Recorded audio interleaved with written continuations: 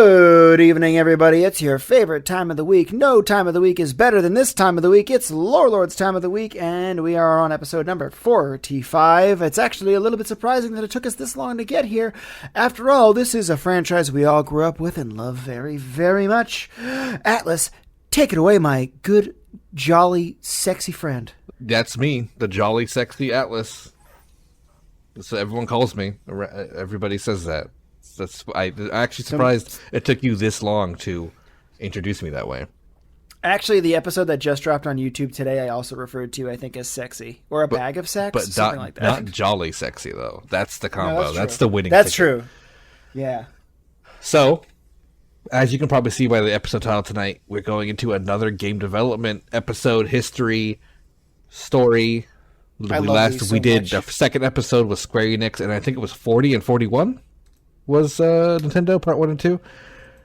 I think so, yeah. I intended this one to be a two-parter, and I'm now realizing it's going to be longer than two parts. So, maybe a three-parter. Yeah, the franchise has been along for a long time, and have they pumped out content. There's a lot of stuff, because we're talking about Pokemon. You probably saw the title. Oh, right, yeah. Pokemon. Yeah, we didn't say that. So, this Pokemon Pocket Monsters. I called the episode Live Pocket Monsters just for fun, to be different. It's a good one. This is one of my favorite topics to talk about. I have played the series since I was a kid, 1998. It came out. I remember getting the game, Pokemon Red. Yep, same here. Yep, Pokemon Red. And then I found a Pokemon Blue version at school, and it was just laying in the middle of the hallway, so I took that home, and I had both versions. Some kid was so sad.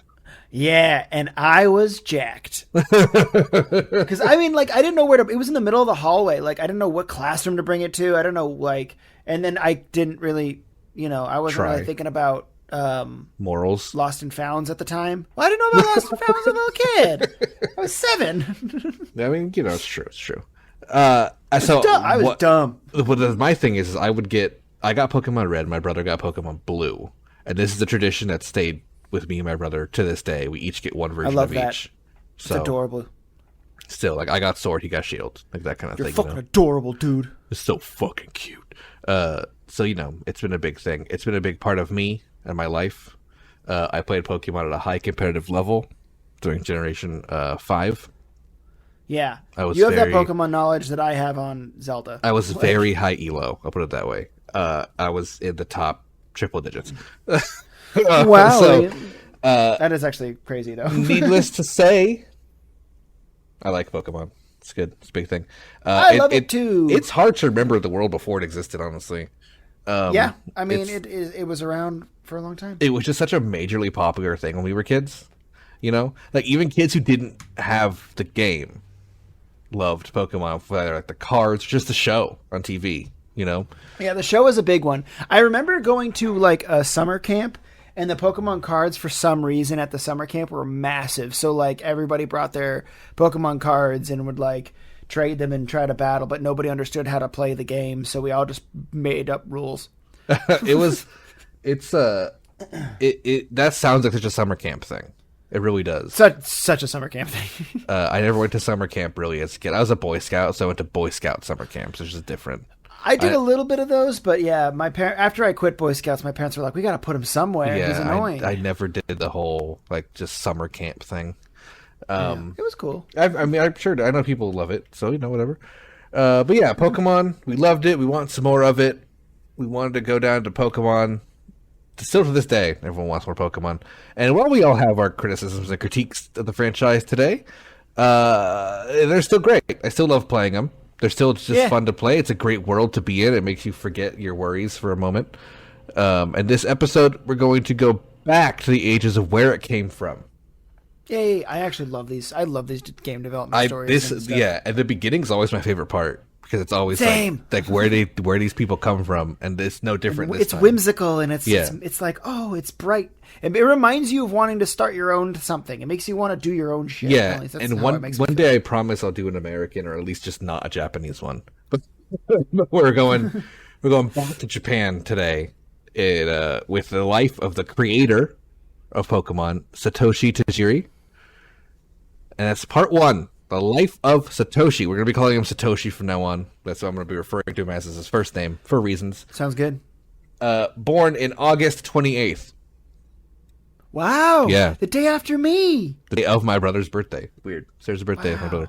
1965. He was born in the area of Setagaya, Tokyo, which is we saw him be born then, and then as a child, his family moved to Mashita, Tokyo when he was a kid. Now, nowadays, Mashita, Tokyo is just more Tokyo. It's just another big part of the city. But back then, it was the edge of the city, and it was still very rural. Back at that time, it was part of Tokyo still. There was a city was like, a drive away, but it was kind of like a suburb, right?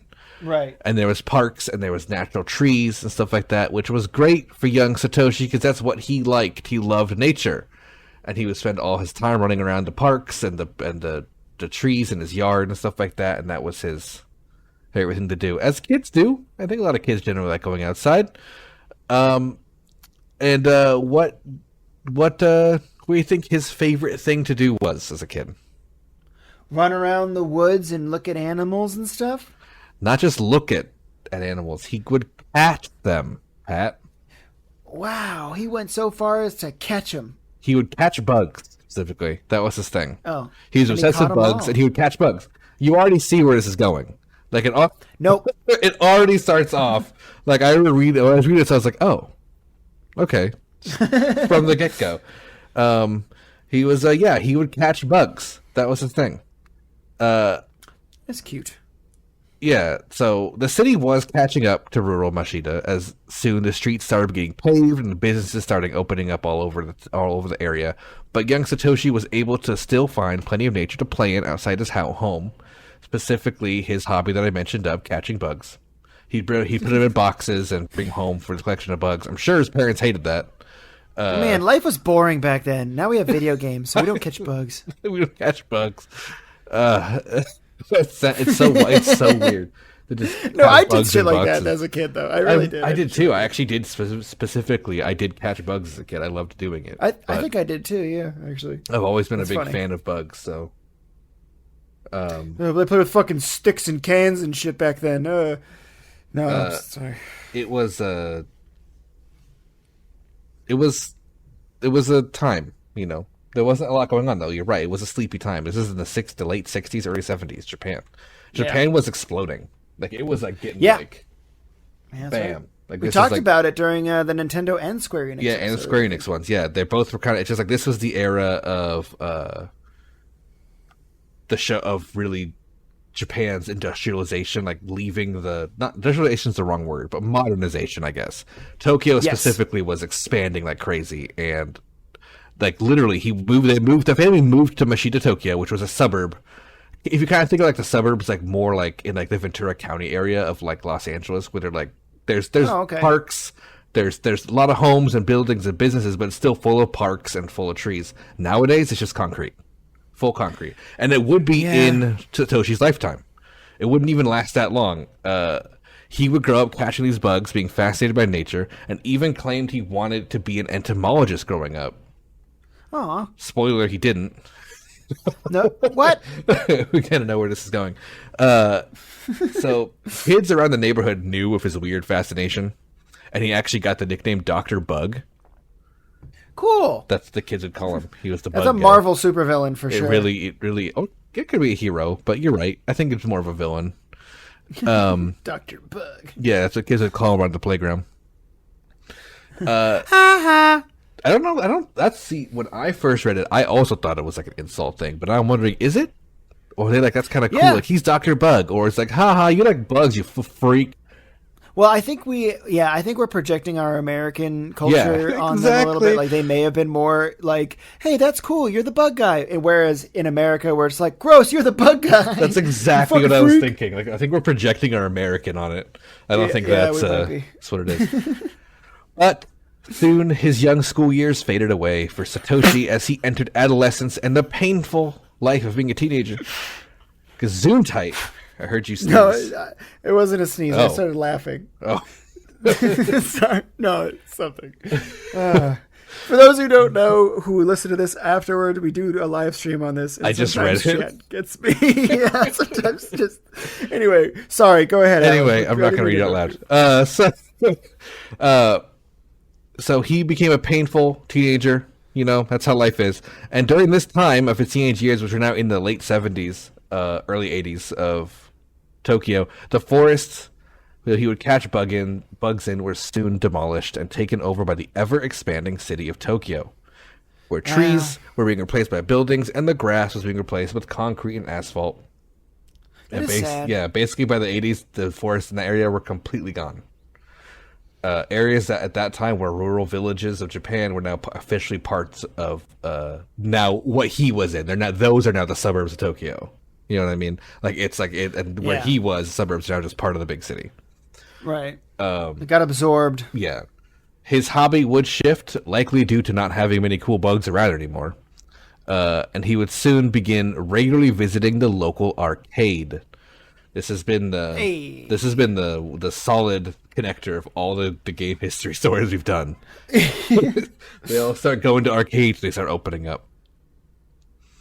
And he would end up spending most of his time here, and his hobby turned to fascination, which would then quickly turn to obsession, as he would spend much of his allowance from his parents on the arcade cabinets, becoming a regular face and known patron of his local arcade. His parents even regarded him as a delinquent, not seeing any future for him, burying his face in these newfangled video games. Oof, man, relatable. Yeah, and this technology, however, was becoming obsessed with over Japan. And this did not deter him, his parents calling him delinquents. And his favorite thing he would do is he would go and spend huge amounts of hours and money on Taito's huge arcade hit, Space Invaders, once it released in 1978. That was his favorite one. Hell yeah. Yeah. I mean, it was pretty good, man, for the time, you know? Yeah, I mean, fucking smooth graphics, that gameplay. Ooh, dude, the response time, come on. Oof, unbeatable. Well, also, he would hang around the arcades and learn shop from the workers. He would watch them build and repair the cabinets, asking questions and helping out if he could. You know, oh, that's cool. That's kind of like this. He's kind of learning around this time. In fact, he actually spent so much money on the game Space Invaders, the owner of the arcade gave him his own Space Invaders cabinet for home as a gift. Wow, that's actually beautiful. Because, so sweet. yeah, because he had spent so much money and helped their business so much, and being such a good customer for years, the boss stated that he likely spent around 500,000 yen on the machine alone, which is around $3,000 today. Man, I know a pizza place that should do the same thing for me. What? Like back home or now? Right now. Whoa. In LA. You go to a pizza place and use the arcade? Or you just talking about they should give you a pizza place? They should just give me a pizza place.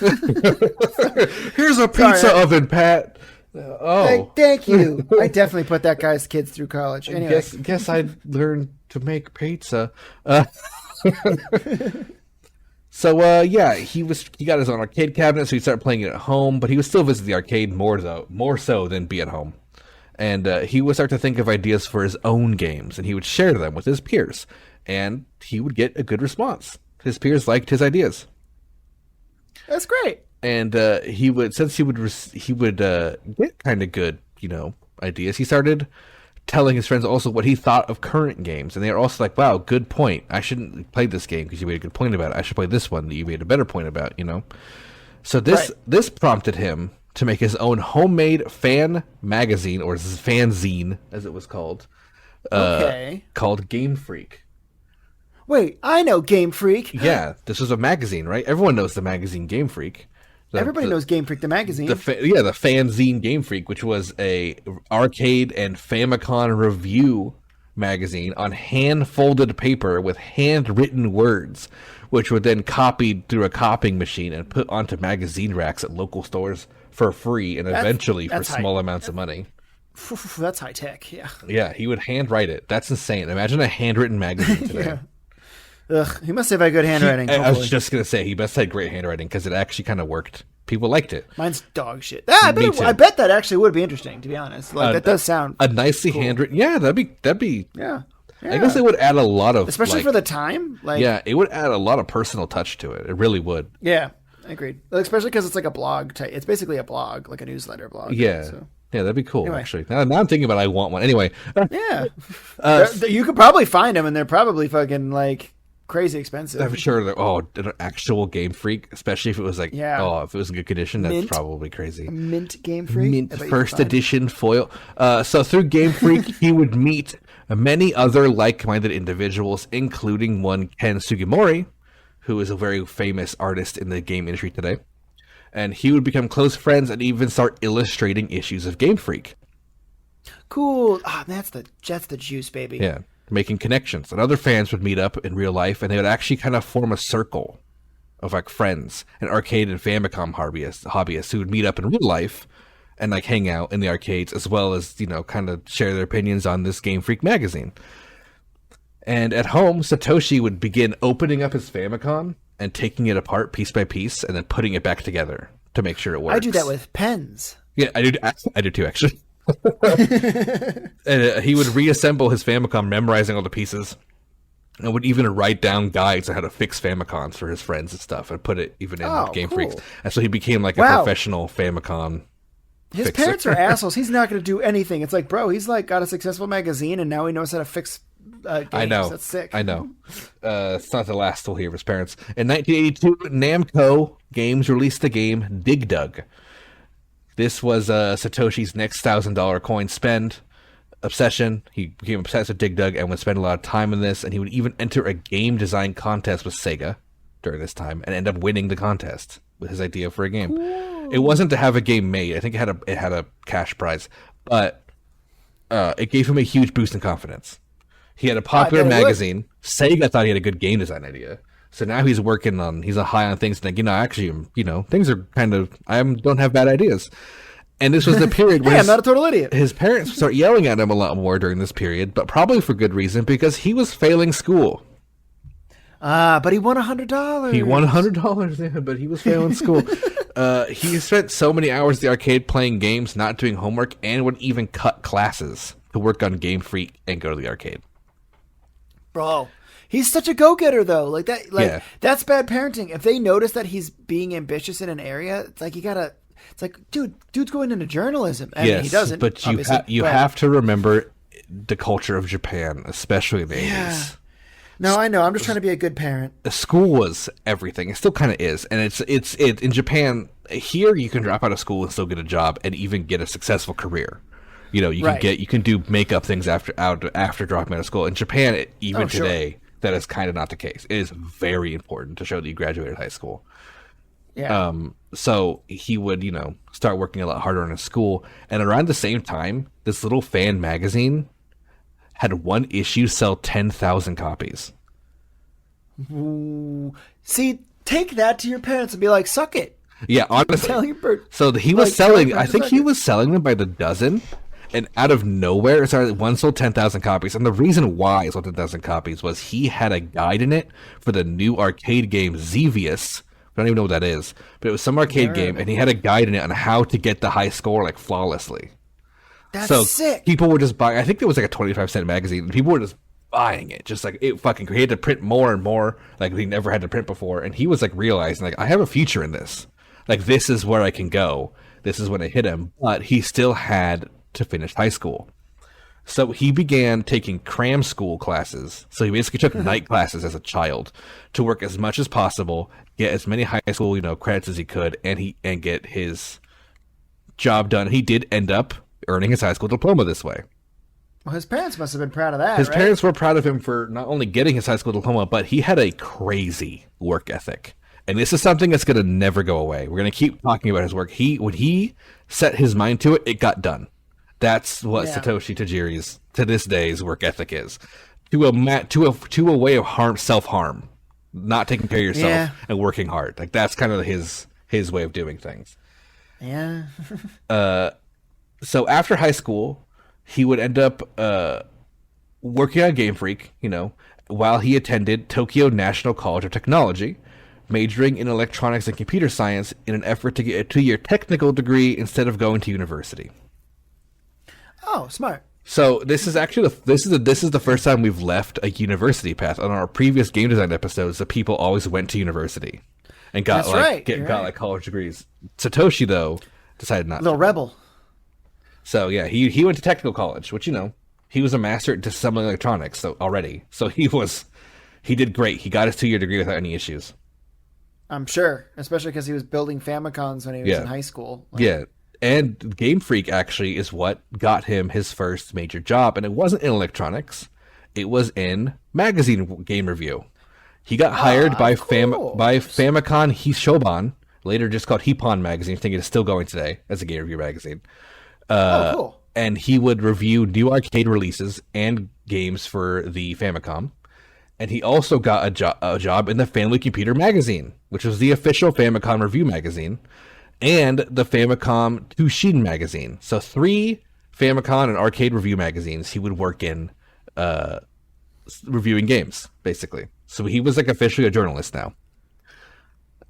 And he would use the money from working at these magazines to purchase hardware required to begin working on his own games. I bet his first game was a major hit success. Oh, we'll talk about that. In 1986, he ended Game Freak publication. So it ran from 82 to 86 at a 4-year run. That's good. And with this same name, he ended up forming the video game development company Game Freak in 1989, along with his partner Ken Sugimori and a couple other people, which are still with Game Freak today. They're still the same core crew. Beautiful. They were accompanied with they're people from that circle of hobbyists that we talked about earlier. A lot of those people, they're still together. They're all those friends. They got together and like, let's just make a game company, and they did. Yeah, that's man, that sounds fun. Yeah, he ended up learning family basic game programming himself. Sugimori would focus mostly on art and stuff, and they formed the game company after the realization that a lot of Famicom games crashed.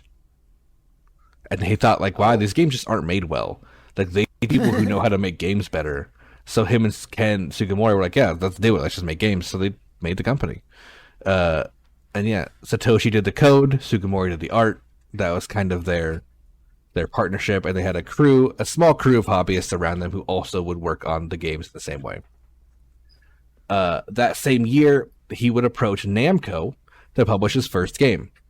A title I'm sure you know. It's called Quinty. Right?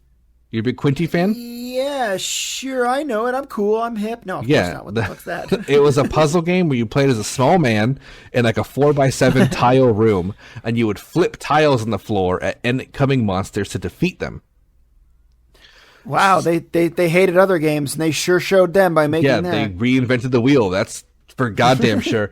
So the one thing that this game did have that was big at the time was multiplayer. Multiplayer was pretty rare. Okay. That's pretty cool.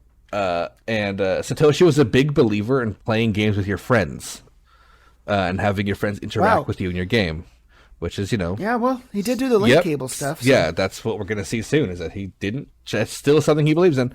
Sugimori would do the art for the game, and Namco approved and published a title. It would be released as Quinty in Japan only, and then received international release as Mendel's Palace. That's what it was called in America for the Famicom.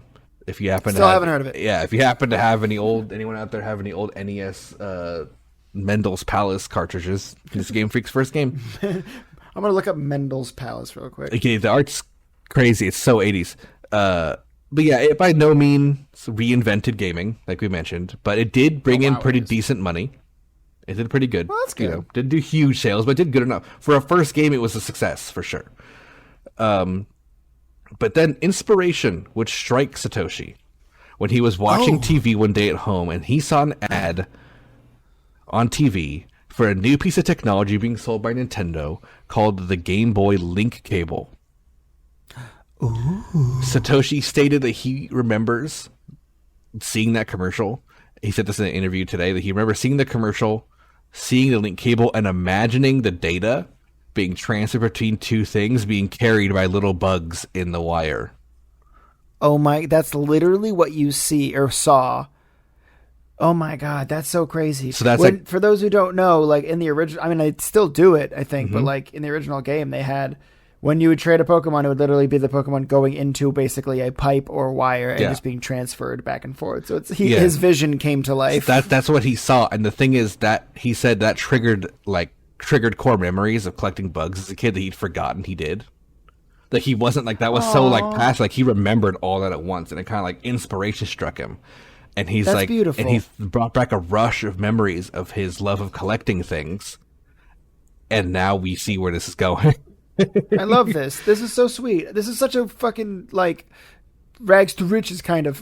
Yeah, he Like, was. not really, Yeah, he was not from a rich family by any means. So I mean, he kind of is. Right. But so yeah, he had that memory kind of return. This inspiration hit him, and this.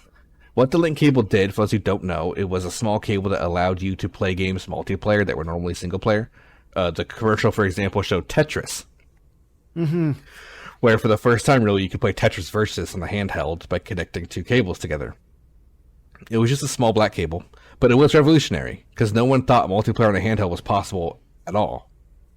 And for the time, that's actually like super advanced. Like, Yeah. to think about, like, because there's no Wi-Fi back then or Bluetooth. You know what I mean? It's just like put a cable. Yeah, it's just you plugged it in one end and one in the other, and now your Game Boy was talking to each other. And Satoshi thought to himself that he could make a game that allowed you to collect things, and then trade rare collectible things between Game Boys to your friends to complete collections. And he thought that'd be a great idea that would probably sell well. It sold pretty okay. And now we're on part 2, Pocket Monsters, as I called it.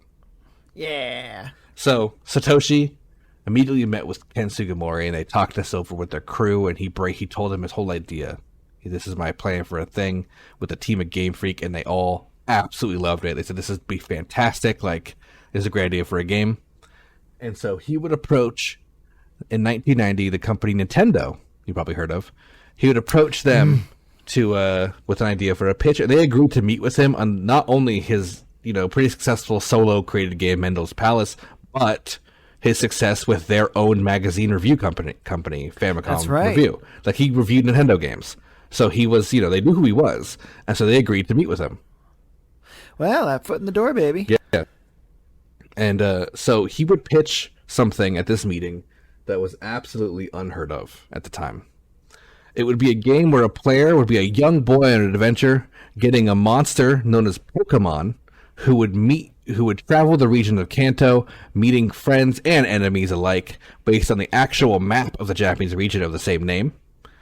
And they would go between cities battling their monsters with each other and have a unique design and unique stat spread for each monster.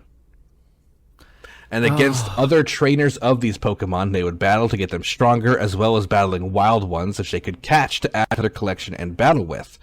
And they would level up in a traditional RPG sense. This was inspired by the popular children's pastime of battling stag beetles. I actually know about this, yeah. So I didn't. I kind of feel like I did know this was a thing from like one point in my life, because it wasn't that exotic to me sounding. But now I'm realizing that kids would grab stag beetles in Japan, just put them in a ring and fight them. Yeah. And that's kinda fucked up, but yeah. there we go. So these the Pokemon would also grow strong enough to become stronger versions of themselves, eventually evolving into bigger and more dangerous monsters. And the players would have the ultimate goal to collect all 150 different Pokemon and defeat the greatest trainer in the world at the time. Each Pokemon could be named by the player, which would make them much more personal, almost as if they were pets. And at this presentation, art was shown of the original trainer with little capsules at the time. They looked like pills that they would throw and put these monsters in, and you could in the art you could see the monster like small as itself in the pill trying to break out, but it couldn't. And the first Pokemon ever shown and art ever done was, just so you know, was Rhydon. That's the original Pokemon. That's why in the original game, all those Pokemon statues are Rhydons. Also, he was battling. I never knew why. Yeah. So in the original, that's huge. Yeah, in the original art of the battle was a Rhydon versus the Nidoking. So those are the first two Pokemon ever made. That's so cool. Which they look very similar. They do. They're also very large monsters, so I guess I see why they would slam on each other and stuff like that, and make it like it's a big monster fight, right? Like kaiju stuff. Almost. Maybe that's why they did it, was because they kind of represent. They almost looked like that, and they knew that was a sneaky way to Oh, get 100%. in there. Like, look at these giant kaiju just battling each other. Yeah. So he stated he was inspired by his bug collection as a kid and hoped that he would be able to spread his former joy and enthusiasm he had as a child finding a new bug with the kids of today, with less and less nature being around. The kids could now have that kind of thing digitally Wow. through this game. And a key part of this whole concept and pitch was the link cable. Yeah, this just made me depressed all of a sudden. Like, yeah, he's right. We're destroying our planet. Well, yeah, for sure. But luckily, if you don't live in We have Tokyo, Pokemon. you probably have trees. So the link cable was a key feature to this because it involved the process of trading your Pokemon with your friend's Pokemon or whoever, to get your collection completed, as well as battling friends that you would like enemies in game. And he stated that the game would be a great way for kids to battle each other outside of a real life conflict, to get their kind of like anger and fear out at a battle in this game instead of a physical fight. That's the anime, because that doesn't happen in real life. That's not I'd real much life. rather punch a kid in the face. You would then lose the fight because you're angry in real life, and then punch a kid in the face and break their game. That's Yeah, basically. that's reality. But there's his idealism, I guess. Again, we might be projecting American culture on. I think angry kids are angry kids, but I think he was just. I think that's just his idealism. He's projecting. You know what I mean? Like, that's what he wishes. It's a good thought. It's a Yeah, nice thought. exactly. It is. He also had a major point that he did not stop stressing, that the Pokemon would never bleed or die. They would simply be knocked out, and you could and with the advanced medicine of the time, they would be quickly healed again and not remember the fact that they were ever in pain. Well, that's a little fucked up. He did not want pointless violence, quote unquote, pointless violence, even in a game about battling monsters, as he worried it might ruin the reputation of video games. Huh, okay. So that was he didn't want it to be hyper violent, even though it was a game about fighting monsters. I don't know. Weird. That's a weird. There's a break there. Yeah, I mean, one of the things that was always part of just keeping in the back of your mind every time you're like, this is dogfighting. This is like pitting animals against each other to fight. This is what we literally do not condone in real life at all whatsoever. Yeah, but there are they friends. justify it. Yeah, but they justify it by saying things like, also, Pokemon like battling. Yeah, they love it. They They like the feel of it. winning and getting stronger. Yeah, even though some don't. Yeah. Some So don't. this idea was extremely advanced, and it was actually scaring Nintendo board members to listen to the pitch. Not only was it seen as a potentially alienating customers who didn't have a link cable, but the amount of programming and advanced coding required for such a complex system would be unheard of for a console, let alone the Game Boy. Yeah, that's true. This kind of game would push the Famicom's tech to its limit, and at this time, 1990, if you listen to the Nintendo episodes we did, the Super Nintendo was happening. It was being made right now. It was Yeah. like coming out. So they said it could barely be the Famicom, let alone the Game Boy, could handle this. And they berated him with technical questions about the code and how he would do it. They didn't even ask about the game. It was just the code. That's all they cared about, was how would you make it? Like, how is this possible kind of thing. Dollars and cents, baby. Dollars and cents. So that was their concern. And he was worried about being rejected, except for one person in the boardroom who was fully down. Wow. And luckily, this one person carried enough respect and weight at Nintendo that when he put his foot down saying, "We're doing this," it worked. And that person was none other than Shigeru Miyamoto.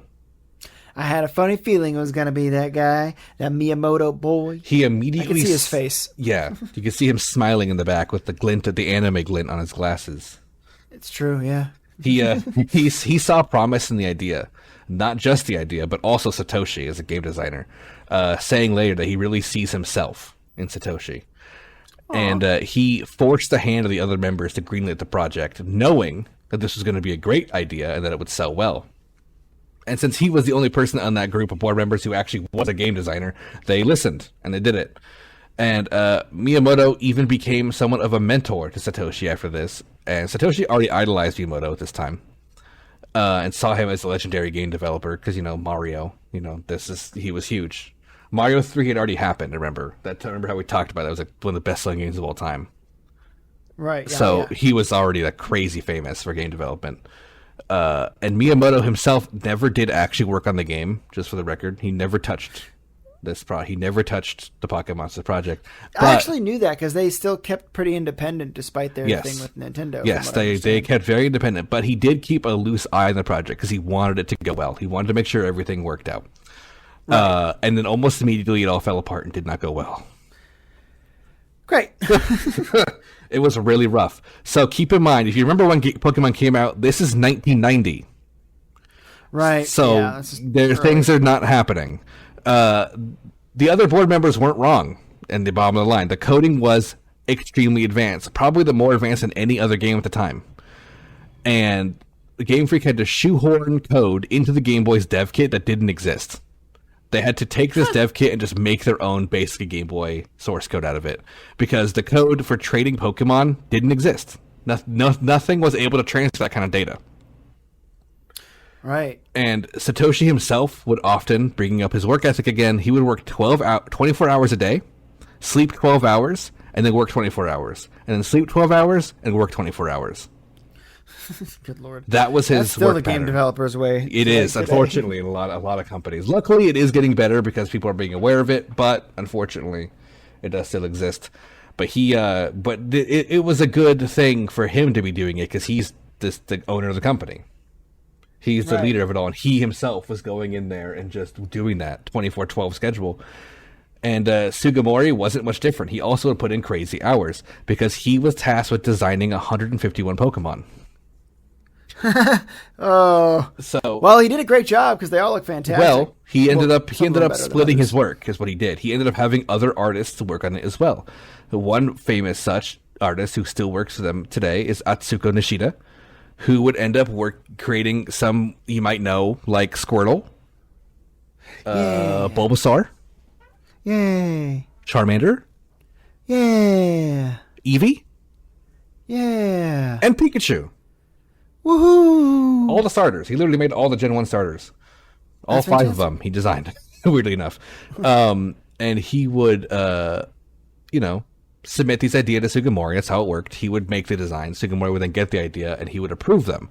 And, of course, he approved his designs on this. But what would happen from that point on is Sugimori's job, which was still monumental, was because he had other artists who obviously have their own style, making all these different things, he had to unify a style. So he used his own style he had to redraw all the designs they gave to make into his one vision of what they look like. Which, isn't much different. Like you still see, if you look at the original Nishida Pikachu, it looks like Pikachu. Yeah. But so he had to make them all done, which is that art style, which I love.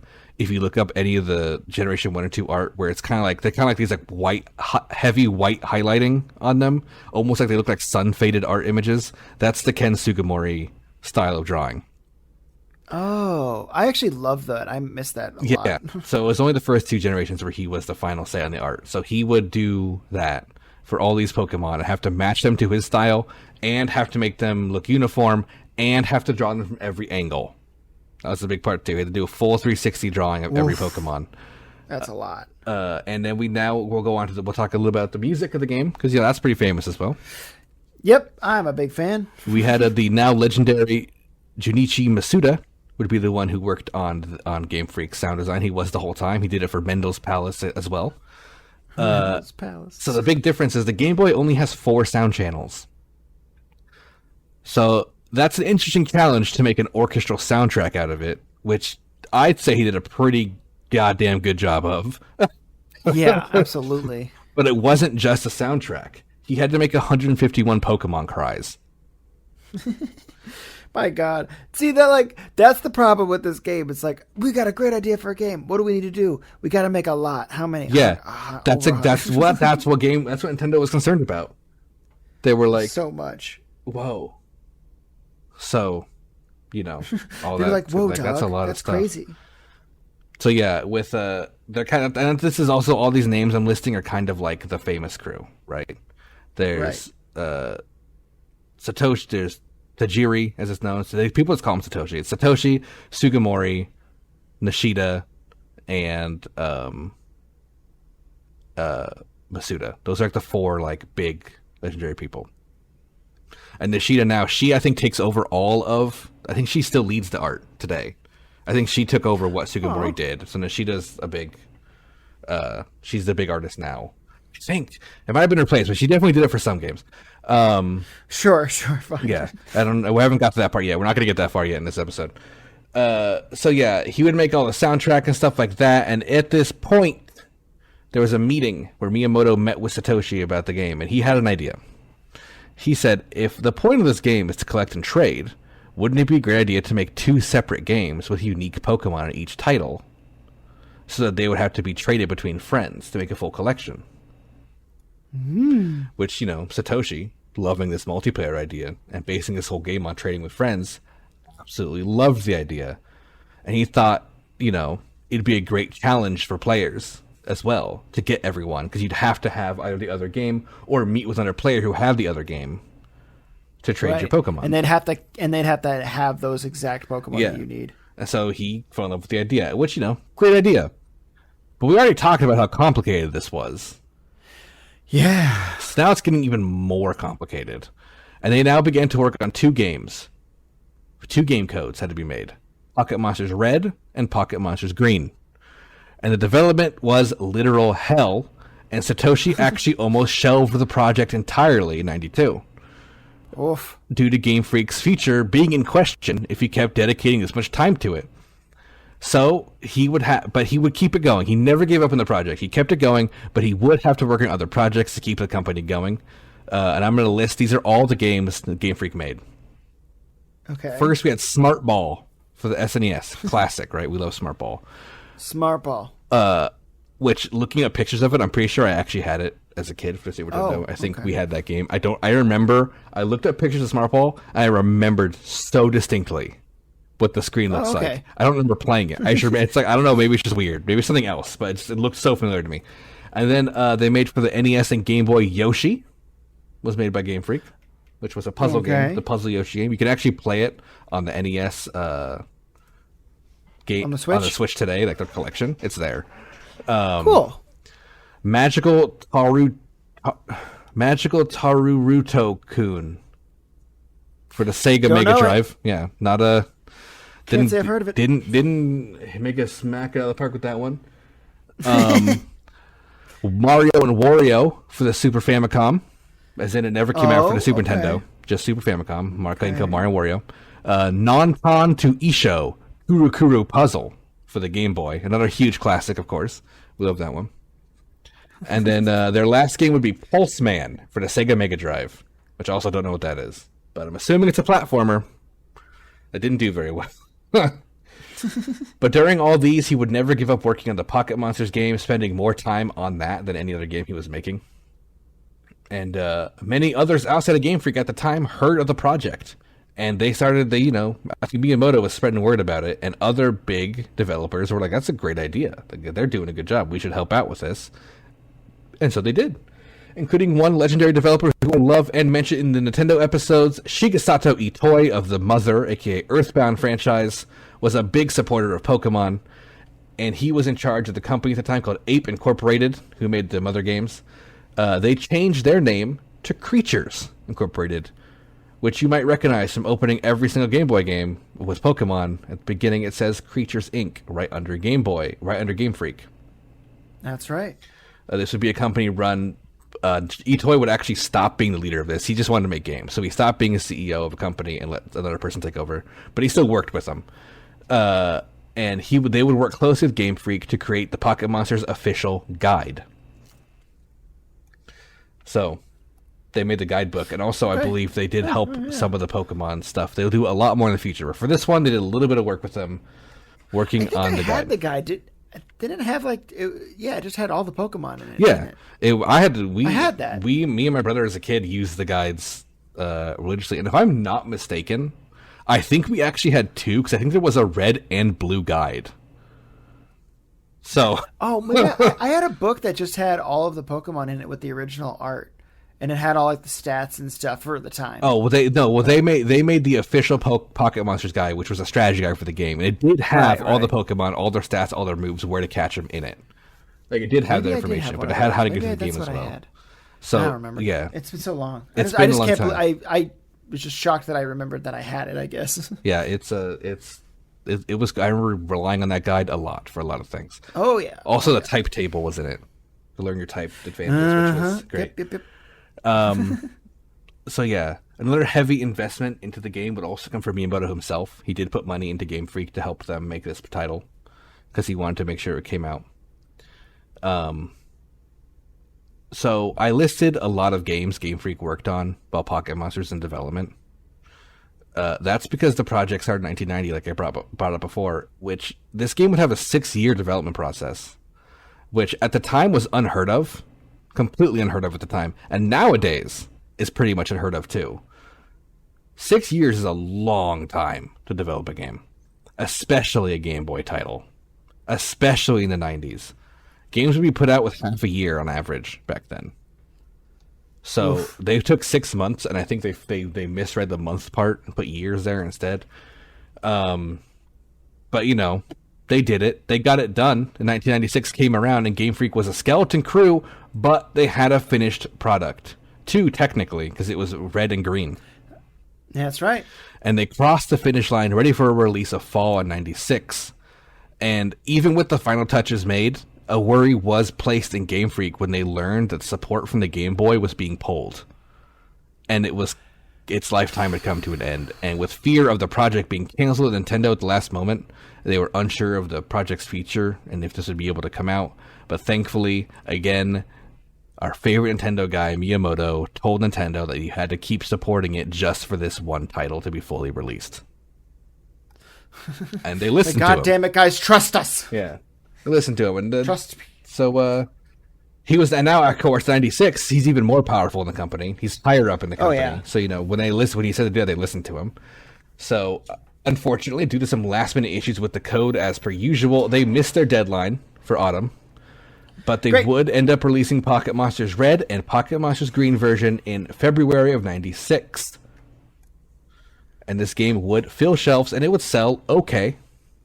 Nothing outrageous. Okay. Nothing outrageous at first. But that's what it needed. Okay. That's all it needed. Once the game started getting out there, the candle was lit. Yeah, that's right. And the gas was on, baby. As soon as that game was out, like the couple weeks later, the spark was lit, and it went absolutely crazy. So I do want to take a little moment here to talk about the game itself. If you don't know, if you have not played, you're listening, or not played any the original. The story of the game is you were a player defaultly named Red, but you could make your own name. You would choose one of 3 starting Pokemon, which was Charmander, Bulbasaur, or Squirtle, and you would go on an adventure to become a champion by raising your Pokemon through battle to become stronger, getting 8 gym badges from across the region of Kanto, which still used the map of Rio Kanto. Yep. From Masters, and then you would go on to take the Elite Four out, which were top trainers in the world, and beat their champion to become champion yourself. But along your way, you were mired by your rival, constantly challenging you, defaultly named Green, who could be changed to whatever you want to be, or Blue in America, who is challenging you along the way, as well as another criminal organization called Team Rocket, that for some reason it was up to your 10-year-old self to stop their evil schemes of stealing all the world's Pokemon for themselves.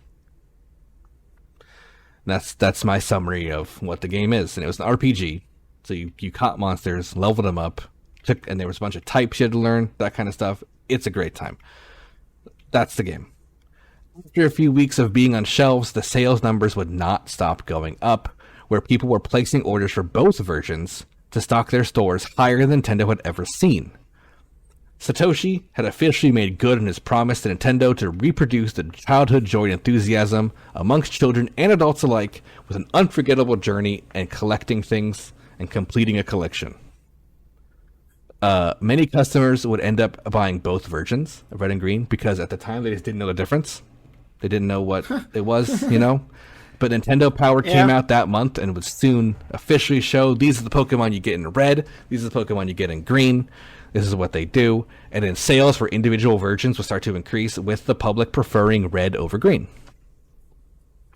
Oh, well, okay. Those who bought both, however, would still end up being very happy because now they themselves had the ability to collect each Pokemon as long as they had a second Game Boy around, or you could let your friend help out with that kind of thing.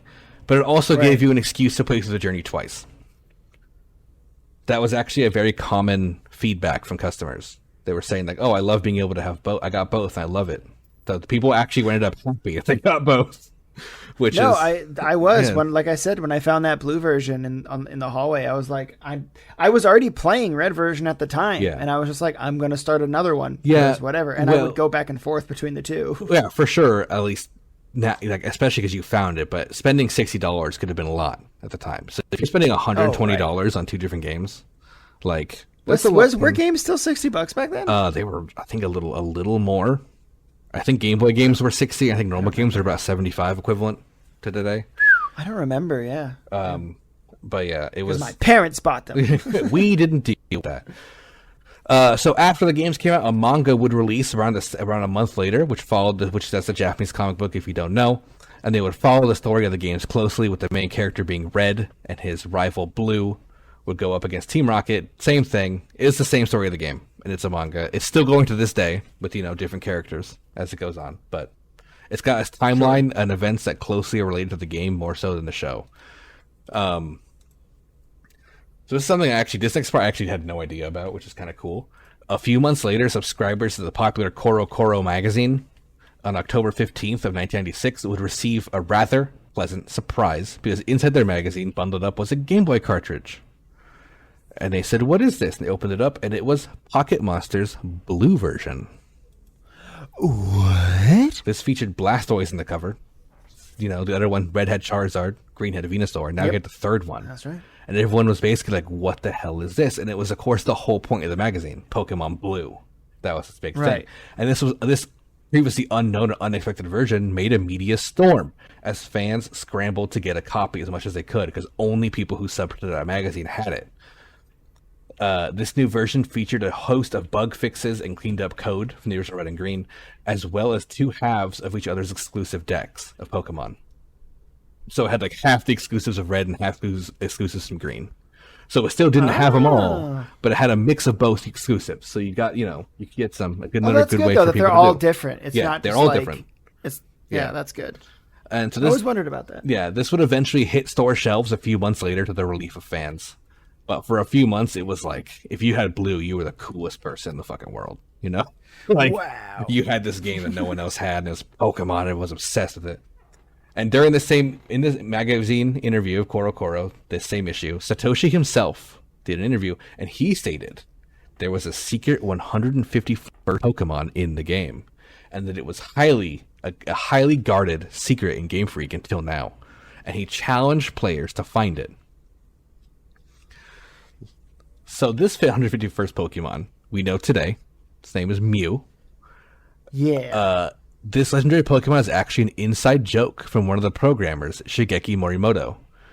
And he thought it was really funny to put a Pokemon named Mew, which just means meow, as a cat noise in Japan, that just looked like a cat. It just looked like a basic cat. He just thought that was really funny to put like a cat in the code as a Pokemon. It kind of is. Yeah, it is. And so the legend of Mew started, and kind of found a way. So apparently in the actual office, he drew a picture of just a cat and gave it to Sugimori, who then turned it into the Mew we know today. Like, based on his kind of it cartoonish... does look like a cat. Yeah. So it looked apparently legitimately, it was just a cat before. And then Ken's like, well, if we're going to put it in, let's just put it in as a silly looking thing. So it still kind of looks like a little cat, but it looks more Pokemon-ish. It behaves like a cat, It does, too. yes, 100%. So the legend of Mew and ways to find him would start to spread and further increase the sales of the game, because people now wanted to be the first ever to find Mew. And this was admitted by Satoshi to be an extremely intentional hype booster. I bet. Because it was a lie. Because while he was in the code, you couldn't get Mew. It was impossible. So 20 randomly selected entrants from a raffle in Koro Koro magazine would be allowed to send their copy of Red, Green, or Blue back to Koro Koro magazine, who would then put a Mew in their game file. Oh. Outside of that, it wouldn't be for another year when there was a public event, which was the first ever Pokemon tournament between players, where you could if you went, you could plug your Game Boy into a machine and get your own Mew. That's awesome. So yeah, this was basically a big hype builder, and it worked. The game sold like fucking crazy because of it. And he wanted the main reason really was to promote sales of Blue, because they were just putting Blue out, and they were a little worried people wouldn't just buy another version. You know? Yeah, right. I mean, it is 3. Yeah, but it worked. People bought it. It sold just as well. Like it was going.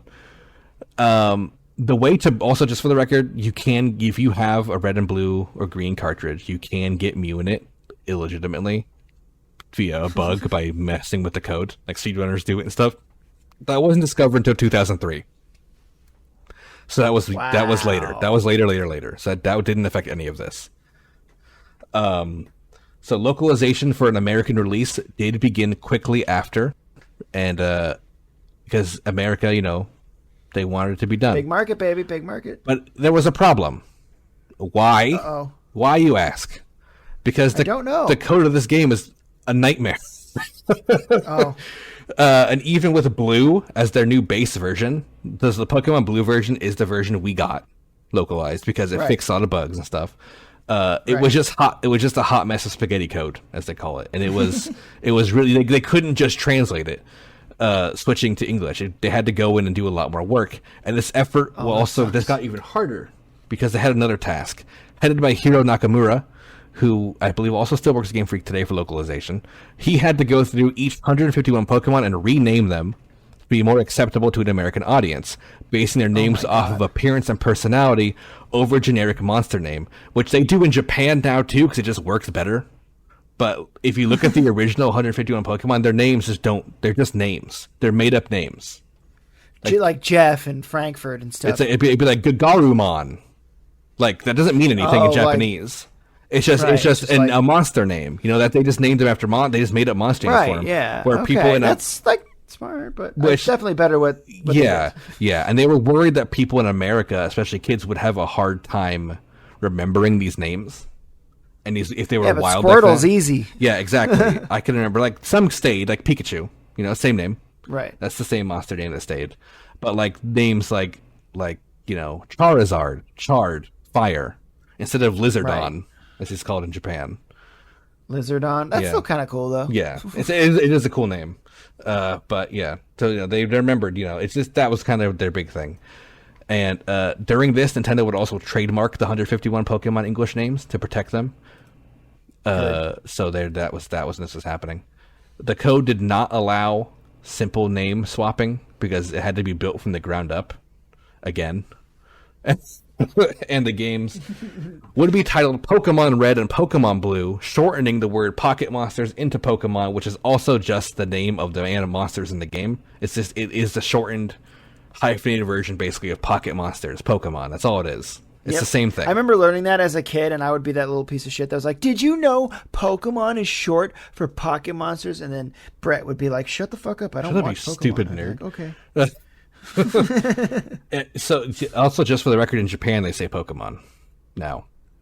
Back then, too, they basically called it Pokemon, too, because it was easier to say, faster to say, catchier to say. And in-game, the monsters were called Pokemon because, again, they needed to save text space. So they hyphened the words Pocket Monsters into Pokemon. So they basically accidentally made it Pokemon. Yeah, it was already was Pokemon before it was Pokemon. So yeah, Pokemon Red and Pokemon Blue would come out, and they would have the same exclusive Pokemon as Pocket Monsters Red for Red and Pocket Monsters Green for Blue. We just never got a green version in America. Right. Nintendo would spend over $50 million promoting the game in America, including the launch of the anime cartoon show in America, which would be dubbed in English for children to watch, and the show would end up releasing in 1998, the same year Red and Blue would end up releasing in America.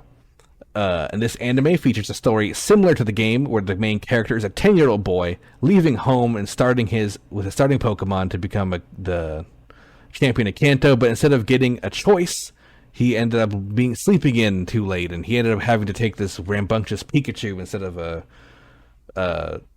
Squirtle, Charmander, or Bulbasaur.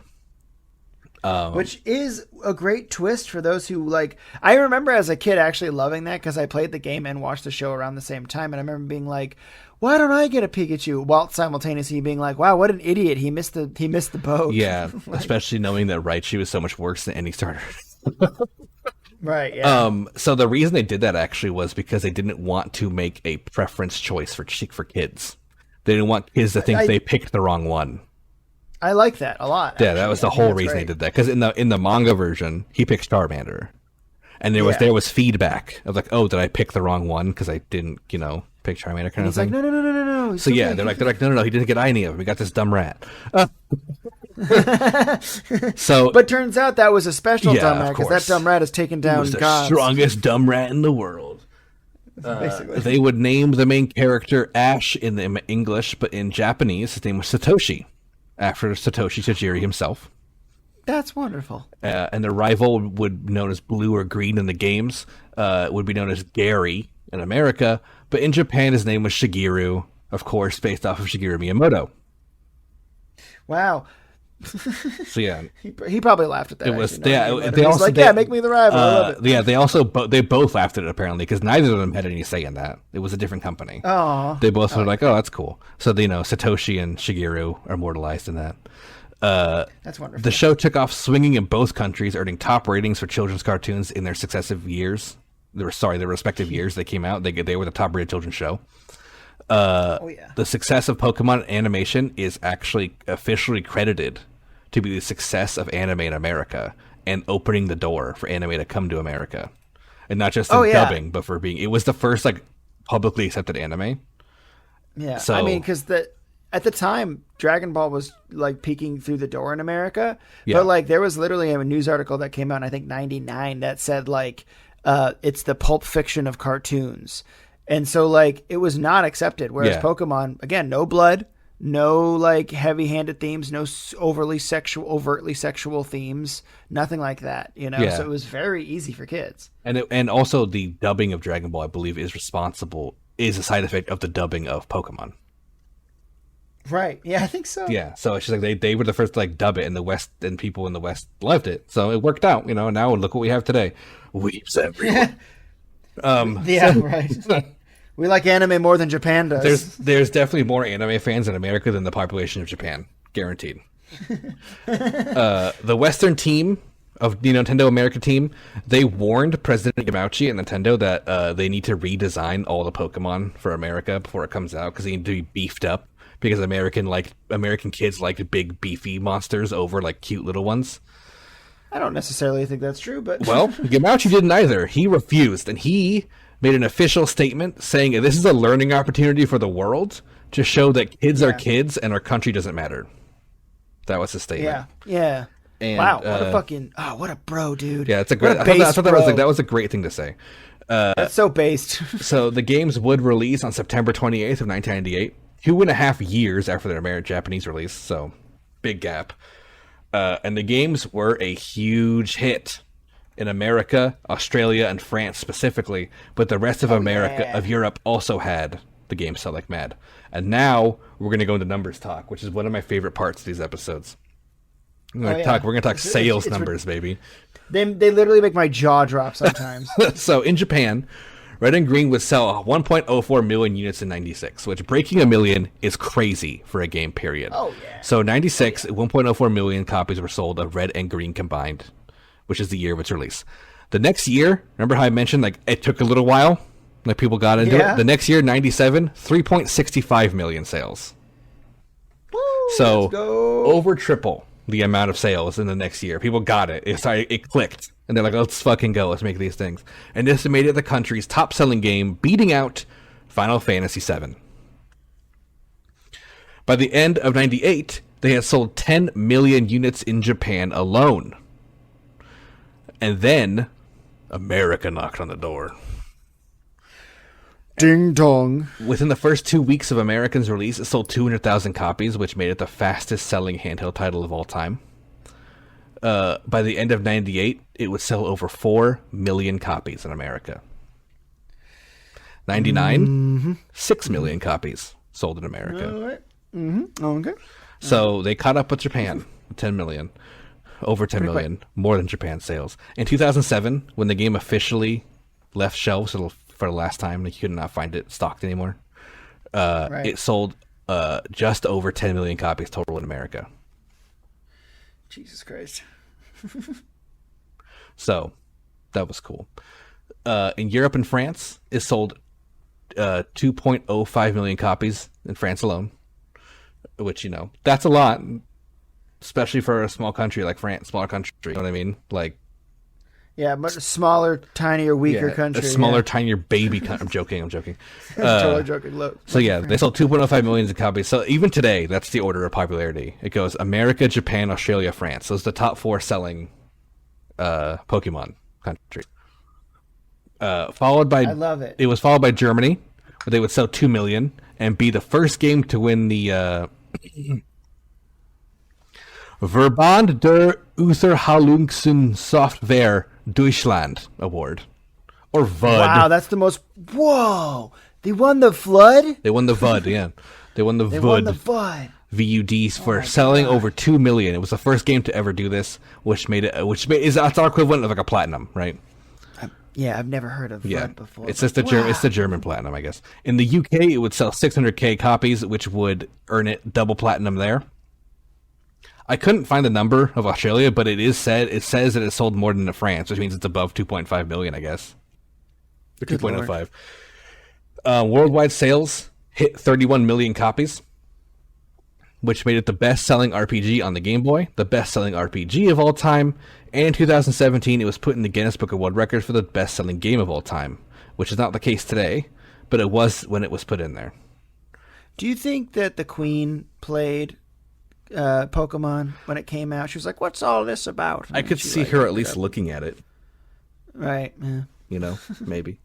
So yeah, needless to say, this game's ratings averaged at 9.9 out of 10, and this trend was not going to end anytime soon for ratings. For the record. No, it's true. This game actually got so large that Game Freak alone could no longer handle it, and started a new business called the Pokemon Center Company. And this would be a business that would oversee merchandising and selling of Pokemon products, and these newly opened stores called Pokemon Centers that were popping up all over Japan because kids wanted physical Pokemon plushies, not just digital ones. So they would do that. I had a Pikachu plushie. I have a Mew right next to me right now on my shelf. Game 3 companies would come together to pool resources to fund these stores and keep them open and, work on Game Boy stuff. And that would be Game Freak, Nintendo, and Creatures Incorporated. The partnership that still lasts today between these 3 businesses. It was too uncontrollably vast. They had to work with more than just Game Freak. They couldn't handle this. It was too big. No one expected it to be this big. Like, they knew they had a good idea, but they didn't know they had this good of an idea. Yeah, that's how it be sometimes. Yeah. This same year in 1998, we saw the release of another facet of Pokemon, the Pokemon trading card game. We all know about Pokemon cards. We talked about it earlier in the episode. We all had them. This was based on the success of the popular Magic game, the popular trading card game Magic the Gathering. They literally just tried to copy as best they could, and would end up taking the world by storm again with the trading card game. It was easy enough for children to understand, especially if you were versed in Pokemon, to be able to play it.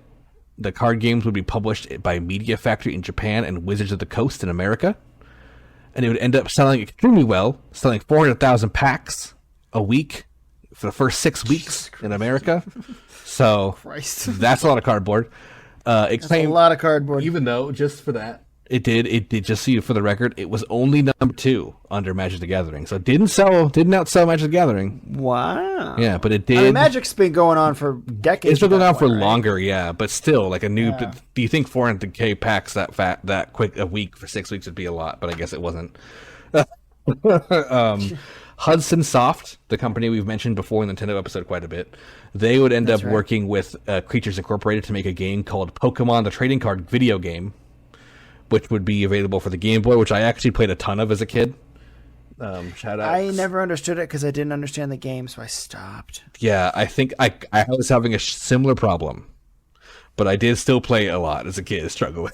I loved it. It would only sell around 1 million units, which again, breaking 1 million is a big deal, but it wasn't, quite as big. But it ended up with ratings at 7 out of 10. So it was, that's pretty good. Pretty good little game. The next Pokemon game you would see in the world would be Pokemon Pinball, which would I played that too. It sold like fucking hotcakes. This game did. It would have very high sales. It was developed by HAL Laboratories. Shout outs to Sakurai with Smash Bros and Kirby. This would sell in 99, this game, and would be seeing an average review score of 8 out of 10, and it would sell 2.5 million copies worldwide. So, that's a lot, again, for back then. The first generation, however, was not complete yet, as they would release another Pokemon main game, and you already know what it is. Pokemon Yellow, the Special Pikachu Edition, as it's fully called. So you could play the game. You could play the show in the game. Play the show. This would be a version of the game based on the not highly popular anime, as we just mentioned, intended to be released along with Pokemon the movie. That was the plan. They'd come out the same day. Oh, yeah. The game would force the player to start with a Pikachu, and they'd go up against characters such as Jesse and James from anime and Team Rocket, as well as their rival Gary. This would have a quick dev cycle, no issues in this development. It would come out in September of 98 in Japan, the same time as the U.S. releases of Red and Blue. So when we got Red and Blue, they got Yellow. So there's a fun little factoid for you. Wow. Huh. Yeah, that's how far behind we are. And Jesus Christ. It then hit internationally just a year later, hitting U.S. shelves in October of 99. Which is crazy to think about, because I do believe, I'm not 100% sure, because I, don't have a photographic memory, but I remember as a kid getting Red right when it came out. I remember it was a big deal, because Nintendo Power talked it up. So we knew it was coming. And it was like the biggest selling thing. And we got it. I remember getting 2 copies of Red and 1 copy of Blue because my mom was obsessed with it too. So she played Red, I played Red, and my brother played Blue. And then I remember feeling like we played that game. We must have just played it so many. Like I would restart the game over and over. Every time I beat it, restart, beat, restart, beat, restart. That's how we would do it. And I don't remember Yellow coming out this soon after, because I believe we also got Yellow like on launch time, but I felt like it was like years, but it was just a year apart. I remember I found Blue before Yellow came out. I didn't even know Yellow came out. My parents were the type of people who would withhold information from me because they'd know I'd get excited and want the thing, and they wouldn't want to give me the thing. Right. So they didn't tell me about Pokemon Yellow. So when Pokemon Yellow came out and I asked, my mom was like, "You already have Red and you found a Blue version. I'm not getting you the same game and I was like, but you start with a Pikachu." She's like, "Can't you catch a Pikachu?" And I was like, "Yeah." She goes, "Then you just do that." And that's what I did. I pretended I had Pokemon Yellow I'm not even kidding. I literally, like, one of my rounds of that game, I picked up a Pikachu in, what was it, Viridian Forest or something? Yeah. And then, and that was it. I had that as my main. Yeah, that's whatever works Until for it wasn't very good. So you never played Yellow? Nope. Oh, okay, interesting. Yeah, Yellow was fun. I liked it as a kid. The big thing that Yellow had was it had new sprites. The sprites looked like the game, like the anime. So everything looked a lot cleaner. Like Geodude didn't have his weird butt head. He looked like a little rock boy. Aw, I miss his He wasn't the butthead thumbs up guy anymore. They looked like the thing. And the sprites were also in color. There was multicolored sprites, which was a big deal too. That's cool. And of course, Pikachu would say his name. Right. It had Pikachu stronger in that version? Did they buff his stats a little bit? I honestly don't know. I think they might have. You could put him away. You could deposit him in a box. It didn't stop you. No, that's true. He would hate you, but you could do it. Yeah. You would talk to him and be mad. Yeah. The Pikachu followed you around, which everyone loved too. You could talk to him and he'd say his name and have little hearts if he liked you, or not if he hated you. He always was nice though. I think I played it on an emulator actually. He would if he fainted a lot, he would have an upset face. Or if you deposited him.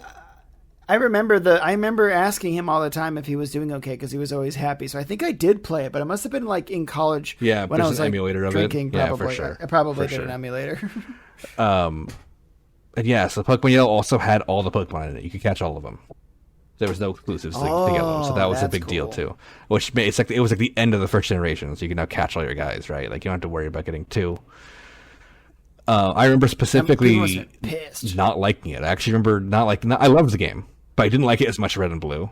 I think I didn't like starting with a Pikachu, so I remember actually going back and playing Red. But I still played Yellow multiple times. So the game, it would come out 99 in America. The USA advertisement was huge because they were worried that interest was fading for it in America, and they might not want to buy another version of the game. Literally, like you just said, that was their fear. People are like, it's just the same game. Why would I spend money on this? So they did a huge advertising campaign. There was billboards. There was everything. One of the things that I love is they teamed up with Volkswagen, which they would release the Pikachu car. They would release the Pikachu car, which was an advertisement thing. But they also released the yellow new Beetle, which ended up being the top-selling color for the new Beetle, which I had no idea was because of Pokemon Yellow. That's so sick. The whole reason that you've seen yellow new Beetles, the reason those things existed is because of Pokemon. Pokemon Yellow, they came out with the Pikachu Beetle, which I think was you could get like on special order, and they used it as like in commercial stuff. But the yellow, just a plain yellow Beetle, was like the Pikachu version of the Beetle, new Beetle. Which is just so if you got so weird, that's so sick, so weird. I bet people bought it because they like sunshine as well. But I'm definitely like, I looked it up. Most people who bought the yellow Beetle did not know it was part of a campaign. They had no idea. It just happened because it's a popular color. Like, it's a nice, yellow cars are cool. Like, it's a cool looking color. Sure, yeah, they're fine. You know, yellow's my favorite color, so I get it. But like, it's just like it's a cool thing. It's mid. Yeah, it's mid. Zoomer. So the USA also got a special yellow Pikachu patterned Game Boy color. So that actually never came out in Japan. The yellow Pikachu Game Boy. That was America only, to promote the game. And the game would end up being a hit, selling 15 million copies in America. So advertising probably wasn't necessary, but maybe not. But you sold a lot of yellow cars. Yeah, worked out for Volkswagen. And, I guess so. In 1998, we saw the release of Hey You Pikachu in Japan, which would come out in America in 2000. And this was a game where you got a special microphone that came with the game that you plugged into your N64 and you talked to Pikachu. Oh yeah. Yeah, and you could and you raise it. It was kind of like a bunch of mini games. You take him around different towns to do things, but it also had like a Tamagotchi style aspect where you took care of this Pikachu. I remember that. And this also was paired with the release of an N64 that had a Pikachu design. The blue one, yeah. Yeah, it was a blue N64 with like a Pikachu tail on it, I believe, right? You had like the tail That's right. thing. That's right. Like it was kind of like on top of it, which would end up actually selling more than the game. People just wanted that cool N64. The game itself reviewed it a 5 out of 10. Didn't do well. Not a lot of sales, under 1 million. I mean, my parents, I wanted it. My parents were like, no, that's stupid. You already have an N64. Why do you want to get? I get it. I get 100%. Yeah. I think I wanted it too, and it was a similar thing. We had 2 N64s in my house too, so it was just one of them wasn't the Pikachu. One of them, they were both the same. We didn't have a special one. We both had 2. We had 2 default ones. Yeah, we might have even had 3. Honestly, might have had 3. It's because my parents like video games. That's why. Yeah. So they would buy for themselves. I had a friend who had the invisible or the see-through blue one. I think it was. Yeah. It was like teal or one something. One of my friends had the orange, the clear orange one. Oh, I thought it was so cool. I was so into it. So also, just so you know, outside of Japan, because Japan got it a year earlier, obviously. So outside of Japan, Pokemon Yellow was the last Game Boy game. Wow, that's so sad. Yeah, Game Boy ended with Pokemon Yellow. What a good way to go. It was a great send off for that console. The last Game Boy game to be sold internationally was Game Boy Pokemon Yellow. So after this, Pokemon was nowhere near done, because almost immediately after releasing Red and Green, after releasing Red and Green 96, they began working on a sequel. And now we're going into Part 3, Generation 2, which is the last part. This is the last part for today's episode. This is going to be a long one. Sorry, Pat. Have fun editing. Oh, that's not the problem. The problem is the stream after. Yeah, don't worry about it. I'll just fall asleep. Anyway, after the success, a sequel was almost a requirement by Nintendo, and following it up would be no easy task, but the folks at Game Freak knew they had a hit formula and they had to stick to it. The development was intended to have a 1998 release date alongside the end of the first season of the anime, and unlike Yellow, it would be a substantial upgrade to the game, not just a couple of new things. The game was to feature a new storyline and new Pokemon, as well as a host of new mechanics and features. The game's titles would be Pocket Monsters Gold and Pocket Monsters Silver. They would end up being shown at the Nintendo Space World Expo in Japan in 1997. a full year before the American releases of Red and Blue. For the record, they were showing Gold and Silver in Japan. Jesus Christ! Yeah, I had no idea that it was this big of a gap. I really didn't know. I didn't know. I didn't either. Jesus Christ! Which also makes sense at the if you remember in the first episode of the anime, you see a Ho-Oh. Yeah, that's true. They were already working on this. Was already a thing. Gold and Silver was already being programmed. The anime wasn't for like a year later. So like there you go. That's the thing I remember always talking to my friends about when we talked about Pokemon Theory, because I would always refer to the anime and I'd be like, but there was that fucking bird at the I didn't swear back then. There was that little baby bird at the beginning of the show. We don't know what that is. I mean, that just implied that they were just going to be making more. Yeah. You know, that's all I remember right actually having friends back then who were like, it's just a Pidgeot. You're stupid. They just changed the design. Yeah. And I was like, that's not Firo. That was what I heard. Yeah. So whatever. I was like, that's not the fucking saying. Look at that thing. They wouldn't just do that. And, you know, we were right. Yeah, we are the smart ones. So at this expo, Space World, they showed a demo copy of the game. They showed off the egg system, allowing players to breed their favorite Pokemon. The ability for you to pick and plant berries to grow, which your Pokemon could then hold and eat during battle for a variety of effects. There was also the rare chance of finding different colored Pokemon called the Shiny system. They showed off. And maybe the most impressive for the Game Boy, a full day-night cycle, where some Pokemon could only be caught during certain times of the day. And boy, do I remember getting up at 6 a.m. trying to catch Ladybug. Because I remember getting up before school, because you could only catch Ladybug in morning time. And it was 6 to 8. And school started at 8. So I would have to get up at 6 a.m. to try to catch Ladybug. I didn't know it had that, honestly. Oh, yeah. No, yeah. It had a full day. Like, you could only Hoot the Owl at night. The only time you could find him. The current game is like that as well, but it started in Gen 2. Programmers also kept the tradition of a Mew with a hidden Pokemon named Celebi, who would not be attainable until Nintendo Space World in the year 2000. Development, however, fell right back into the classic decline of Game Freak, as there was another large project in the works of Game Freak that was being required by Nintendo of them. And this would be Pocket Monster Stadium, Nintendo 64. Yeah, dude, awesome game. This was not an awesome game. I did not know this existed. I'm gonna tell you. This is not the same. Not the same. I didn't know this happened. Gotcha. So this is new to me. So this title was a way to battle your personal Pokemon from your Game Boy, from game Red, Green, Blue, or Yellow, on the big screen with full 3D models. Right? We know this much. It was meant to be a launch title for the N64 disk drive. Oh. So this was being programmed on a disk with a lot more space in mind. So they were pretty loosey-goosey with the code. And it would be available, then would be available for the normal cartridge. They had a lot more room, right? At the last minute of development, they pulled the disk drive support. It was getting, I think it got delayed, as well as it not doing well with test audiences. So at the last minute, they had to convert the title right back to the base cartridge due to issues with the launch of the disk drive.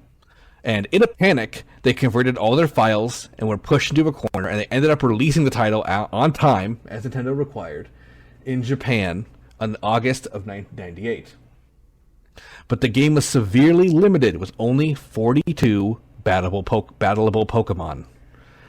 And the rest didn't have animations, or sometimes even complete 3D models, which you could view, however, in a 3D models in an in-game encyclopedia. So the game did so with the transfer pack, which would plug into the bottom of the N64 controller, which then had a space for you to plug your Game Boy in, and you could import your Pokemon from your game into Stadium, right?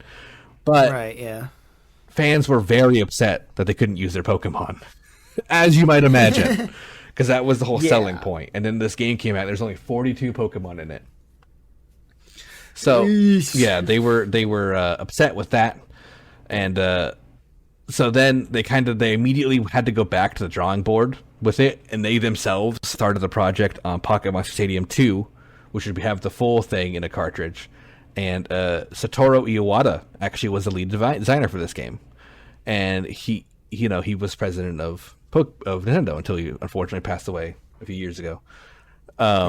He spent hours learning the Game Boy source code Like, he learned the code of the Game Boy to copy and paste to the N64 the exact same battle mechanics as red, blue, green, yellow. So there would be no differences. Wow. So he wanted to be flawless. Like, there was no changes in the mechanics. Like, this is how it works.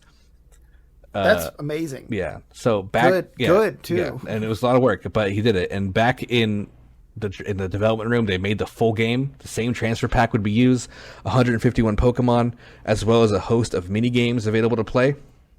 And it would release in April of '99 in Japan under the title Pocket Monster Stadium 2, with raving reviews, and would show up in America in February, titled Pokemon Stadium. It would sell over 1 million copies in each country, so about 2 million each. Big critical success. And this was, but as you can imagine, this very heavily affected the development of Gold and Silver at the time. Oh, because they were a small company, so didn't have a lot of devs back then. They were, pretty forced into doing this. The blunder of Pocket Monster Stadium and is often, and then the rush job of trying to make it into a game and then having to make up for your mistake with the Pokemon Stadium title. This is not confirmed, but very heavily believed to be responsible for the shortcomings of Gold and Silver. Now, a lot of people are going to freak out that I just said that. I love Gold and Silver. It's a great game. Yeah. But looking back at what could have been, we now can see it was supposed to be more. A lot of the code in Gold and Silver is copy and pasted in Red and Blue, including Pokemon such as Cyndaquil, the fire starter. His entire line is statistically identical to Charmander in the code. There is no difference, just a reskin. So there's different moves, but that's a different file. Like, in the file, it's just copy pasted. They changed the sprite connection. And the game also had a very small amount of new Pokemon. It's exactly 100 Pokemon added instead of a whole dex of Pokemon. People who saw the demo played in '97 would also be confused, as there was multiple Pokemon in that demo that weren't in Gold and Silver. And in 2018, we got the unused Pokemon leak, which I don't know if you saw that. It was kind of going on the internet for a while, which was a whole roster for the Johto region of Pokemon, which was confirmed by Satoshi Tajiri himself to be real. They were the real Pokemon that were supposed to be in the game that didn't make it in development time. Yikes! So there was a whole bunch of them. I think it ended up being 160 new Pokemon, and they ended up being only 100. So 60 Pokemon got cut, including Raichu's evolution. Oh, wow. I didn't know that was going to be a thing. So there was a plan to give Raichu a third evolution to make him equal to the power of the starters. So he'd be a powerful choice. But wow. Well. Got cut, and we still never got it. So, The game did, however, end up getting released on November 21st of '99 in Japan, and was met with critical acclaim and large sales. So also keep in mind, the same year we got Yellow, Japan got Gold and Silver. Oh my god. So the game would be shown off at the 2000 American International Toy Fair in New York City, obviously in the year 2000, and it would build massive hype in America, along with the release date of October 16th, 2000. Much like the Volkswagen partnership, Chrysler would partner with Pokemon this time for their Lugia-designed Silver PT Cruisers, which would travel the country advertising the sequel, as well as a massive advertising. Times Square had a huge Lugia and Ho-Oh battling advertisement for the rest of the year. Billboards all over the country were covered in Pokemon Gold and Silver. Massive advertisements. Man, PT Cruiser, though, what a stupid car. What a stupid beast. It looks so dumb. I hate that thing. I've always hated that thing. It's such a bad car. So this entry, had the player take on the role of a new protagonist, defaultly named Gold. It was set 2 years after the events of Pokemon Red and Blue, with a rival who was actually a criminal this time who stole his starter, named Silver. You would once again battle Team Rocket while trying to become the master of the new starting region Johto, but this game would also have the ability to go to Kanto from the first game after you finished beating the Elite Four in Johto, which allowed you to go through a more difficult version of the first game at a higher level with access to all 251 Pokemon. That was the coolest thing in the world to me as a kid. When I knew that I basically had the first game all over again, I was like, wait a minute, I can take my team that I just used and go over there? Yeah. I mean, you can actually do it. You can go to Kanto even before you finish. Because I remember going there early. Like I didn't finish the game and then I went. I think so. I think you can do it before Finding Elite Four. Yeah, because I don't remember ever beating it, but I remember going to Kanto with like a Totodile and being like, "What the fuck?" Yeah, it's and then the other thing is that you went to or well, not Totodile, but when you battled him in Gold and Silver, he had like you would say, for example, you'd battle like Brock. I remember he had a Kabutops and an Amistar. Yeah, like they had like crazy, they were leveled up and stuff, right, and stuff like that, and it was a cool game.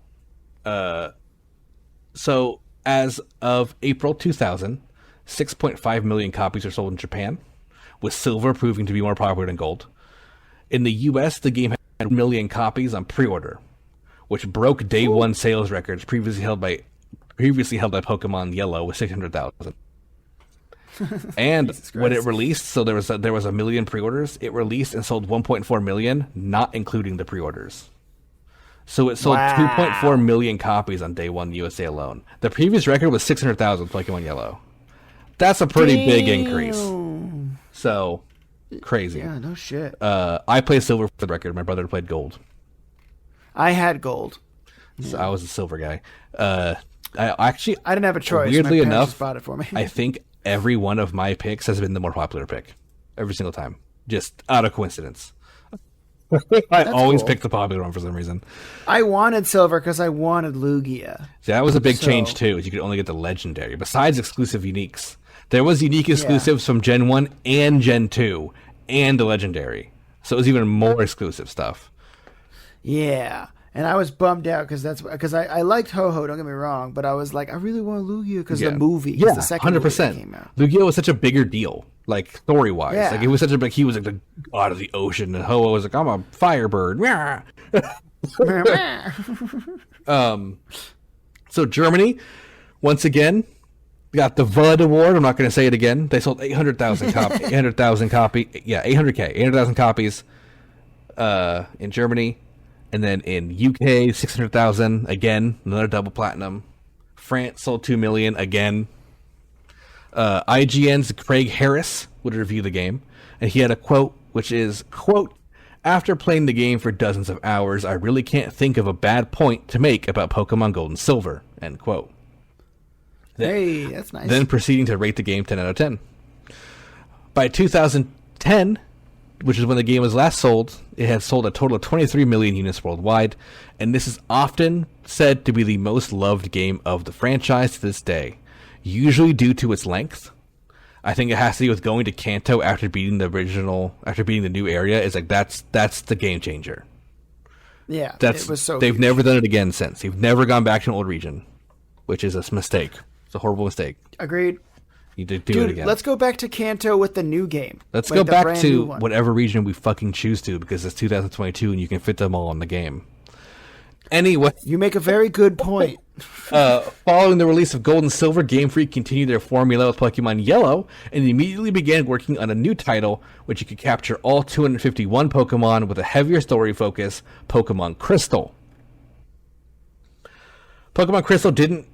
I couldn't even find any development stories about it, like nothing. The Wikipedia doesn't even have a development section on it, so I'm guessing it was fine.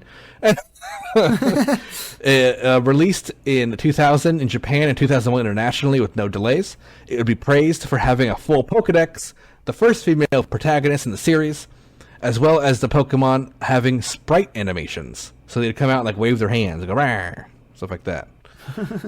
It would be cited, however, as not being unique enough compared to Yellow, but it would receive reviews on a 9 out of 10, and it would sell 6.4 million copies worldwide. So not close to the 23 million in Gold and Silver, but still pretty okay. Yeah, still did great. I was actually talking to my brother about this last night because I was writing this down and kind of surprised because I loved Crystal. I absolutely loved Pokemon Crystal. It was probably my favorite game of the whole series at the time. Yeah, you've said it. It was cool. It was Gen 2. It had all the Pokemon in it. There was a cool story where there was this guy named Ensuing, I think, who was obsessed with Suicune. And he was like, the Suicune was the box art of the game. So in the game, you could catch Lugia and Ho-Oh. Because the main legendary of this game was Suicune, which is more like the 3 legendary dogs, right? That was like the focus. I actually remember that because that was the first game that it wasn't cool to like Pokemon, so I tried to be cool and didn't buy it, even though I wanted it because I thought Suicune looked fucking cool. Oh yeah, no, that was Generation 3 for me. Yeah. Which I did play still in secret. I was obsessed with it. I was too obsessed with being cool because I was a loser. Me and my close friends group did play it, but it wasn't like something we talked about. You know what I mean? Like it wasn't like a big thing anymore. It was about like in football and hockey. Gen 2 was so popular that the Pokemon Center company actually had issues once again. Their company made to handle Pokemon couldn't handle it. Now with even more Pokemon plushies to sell, and the shelves kept collapsing. That wasn't a serious point. I just wrote that in there. This issue was due to them not now having stores outside of Japan, like the Nintendo store in America had a Pokemon Center, and it still does. This basically wasn't a company built for international business. And they ended up rebuilding the company from the ground up into what we know today as the Pokemon Company. And they would be responsible for merchandising all Pokemon things, including the games, worldwide. And now you see at the beginning of every Pokemon game, there's just 3 credits. It says Game Freak, Creatures, Pokemon Company. Yep. Nintendo wanted another game, however. They weren't done. And then 64 needed another baby, so we would get Pokemon Stadium 2, a.k.a. Pocket Monster Stadium 3 in Japan. And this game had a little gimmick, right, for it, which did you play this game? No. So this game had a gimmick. The joke was lost then because it didn't work. So if you bought Pokémon Stadium 3, which would actually be renamed in Japan because Pocket Monster Stadium 3 was confusing because it was the second generation. They didn't want people to think there was new Pokemon, so they renamed it to actually Pokemon Stadium Gold and Silver. They didn't even change to call it Pocket Monsters. It was just Pokemon Stadium Gold and Silver in Japan, Pokemon Stadium 2 in America.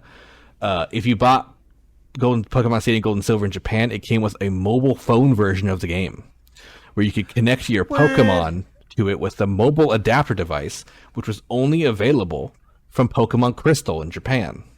So if you bought Crystal in Japan, it came with this mobile adapter to connect it to this N64 game where you could then connect it to your phone and like play this weird version of the game on the phone that was so bad that they wish we didn't know it existed today. And it never left the country. The title would remain Pokemon Gold and Silver, Pokemon Stadium 2, released in July 20th, 2000 in Japan, and March 26th, 2001 in America, getting average scores of 7.8 out of 10, and selling 2.54 million units around the world, basically getting double the first. And there was also about the same as the first. And also there was a 2001 sequel to the trading card game, Pokemon trading card game Rocket Junto Go. Did so bad it didn't make it out of Japan. Oof, big F. So there's that. There's a fan translation of it out there. People actually even made physical carts of it, which is cool. I've thought about playing it on stream, but I will. It's crazy. So yeah, that was the last game, Pokemon Stadium 2 of Generation 2. All right.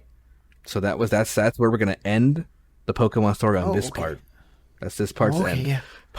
The second part, we're gonna go into Generation 3 and probably 4, maybe even 5. There's probably a lot less. There's a lot less history, so we can go more into the must. Should be able to. We'll see how far we can go in the next one. Now we're just in the weeds of Pokemon existing. Yeah, but Generation 3 had a lot of stuff happen. That was the big shift in the company was Ruby and Sapphire. So we'll have that to go through. Oh, okay. So, well, everybody, thanks for listening tonight. Hope you enjoyed learning about your little yellow rats.